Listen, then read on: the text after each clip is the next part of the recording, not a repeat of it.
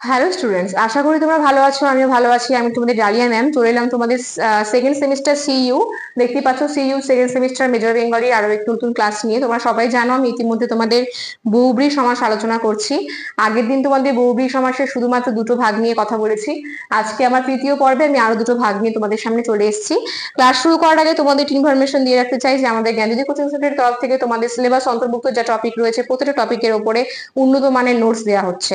যদি তোমরা আমাদের নোটস পেতে চাও তাহলে অবশ্যই আমাদের সঙ্গে যোগাযোগ করো। আমাদের যোগাযোগ নাম্বার 6295916282, আইটি নাম্বার 7076398606। তাহলে চলো আজকের ক্লাস শুরু করা যাক। প্রথমেই আছে না বহুব্রীহি, তারপরে মধ্য পদলোপী বহুব্রীহি। হ্যাঁ, না বহুব্রীহি সমাস কি করে চিনবে? যখন দেখবে কোনো বহুব্রীহি সমাসের পূর্ব পদে নাবাচক পদ থাকবে। না বাচক, যেরকম ধরে রাখো বেহায়া, এই যে বে, এটা কিন্তু না বাচক। নির্বোধ, নিটা কিন্তু না বাচক। হ্যাঁ, যেরকম ধরে রাখো বেহায়া, এখানে হবে নেই লজ্জা যার, আর নির্বোধ এখানে হবে নেই বোধ যার।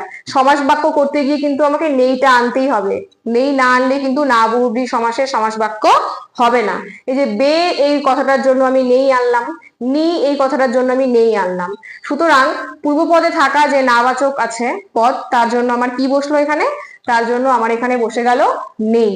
নেই লজ্জা যার, নেই বোধ যার, সেটাই হচ্ছে কি আমাদের না বহুব্রীহি সমাস।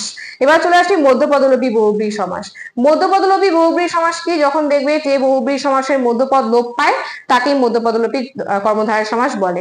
যেমন দেখো, আমরা বলি না চাঁদ বদন, মীনাক্ষী, আমরা কি কখনো এইভাবে বলি না চাঁদের ন্যায় বদন যার, মিনের মতো অক্ষী যার, এভাবে কিন্তু বলি না, আমরা ডিরেক্ট বলি চাঁদ বদন মীনাক্ষী। সুতরাং এই মাঝখানের পদগুলো, এই যে ন্যায়, এটা কিন্তু আমরা বলি না। বলি কি? বলি না। কিন্তু ন্যায় আমরা কখন বলি? সমাস বাক্য করার সময় তো আমাদেরকে ন্যায়টা আনতেই হবে, কারণ ন্যায় ছাড়া তো, ন্যায় মতো এগুলো ছাড়া তো তুলনা বোঝাবে না, না? তো সেই কারণে আমরা যখন সমাস বাক্যের সমাস করব তখন আমাদের মধ্যের পদটা কি হয়ে যাবে? লোপ পেয়ে যাবে। তাই এটা হয়ে গেল আমার মধ্যপদলোপী বহুব্রীহি সমাস। আশা করি বুঝতে পারছো, মধ্যপদলোপী বহুব্রীহি মানে মাঝখানে যে পদটা সেটা লোপ পেয়ে যাবে, তাই নাম মধ্যপদলোপী। তাহলে আজকে তোমাদের সামনে আমি বহুব্রীহি সমাসের আরো দুটি ভাগ নিয়ে আলোচনা করলাম, একটা না বহুব্রীহি, একটা মধ্যপদলোপী। আর একটা ক্লাস হবে তোমাদের, ঠিক আছে, বহুব্রীহি সমাস থেকে পরেরটা চতুর্থ পর্ব।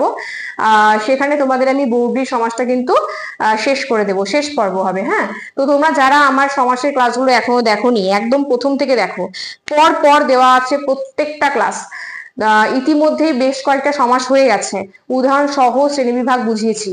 যারা দেখোনি দেখো, এবং যারা দেখেছো তাদের কেমন লাগলো অবশ্যই আমাকে কমেন্ট বক্সে জানিও। আর যারা এখনো পর্যন্ত আমাদের চ্যানেলটি সাবস্ক্রাইব করোনি, চ্যানেলটি সাবস্ক্রাইব করে আমাদের পাশে থাকো। আর আমার ক্লাস যদি তোমাদের ভালো লেগে থাকে একটা লাইক কমেন্ট শেয়ার করে আমার পাশে থেকো। আমি আরেকবার আমাদের নাম্বারটা তোমাদের সাথে শেয়ার করছি, 6295916282, আইটি নাম্বার 7076398606। তাহলে আজকের ক্লাস এত পর্যন্তই, দেখা হচ্ছে নেক্সট ক্লাসে আরো একটু নতুন ভিডিও নিয়ে। সুস্থ থাকো, ভালো থাকো, আমাদের চ্যানেলকে ভালোবেসে আমাদের সাথে থাকো। ধন্যবাদ।